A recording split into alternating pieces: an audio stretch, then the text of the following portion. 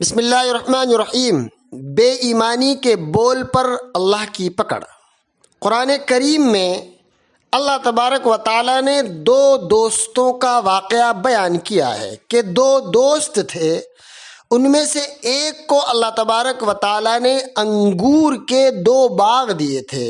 ان باغوں کے چاروں طرف کھجور کے درخت تھے اور بیچ کی زمین میں کھیتی تھی، ان کے درمیان ایک نہر جاری تھی، اور ان سب نعمتوں کے علاوہ بھی اللہ تبارک و تعالیٰ نے اس کو سونے اور چاندی اور دیگر مال اور دولت بھی عطا کر رکھا تھا۔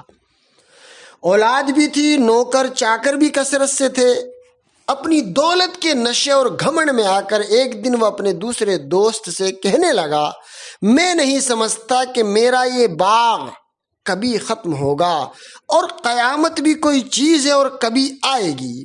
یہ سن کر اس کے غریب دوست نے کہا، کیا تم اس طرح کی بات کہہ کر خدا کا انکار کرتے ہو، جس نے تمہیں مٹی سے پھر گندے پانی یعنی قطرے سے پیدا کیا، پھر تم کو صحیح سالم تندرست آدمی بنایا؟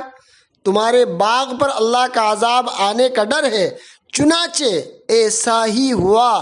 ایک گرم ہوا نے پورے باغ کو جھلسا دیا اور وہ باغ صاف میدان ہو کر رہ گیا، اور وہ مالدار دوست افسوس کرتا رہ گیا۔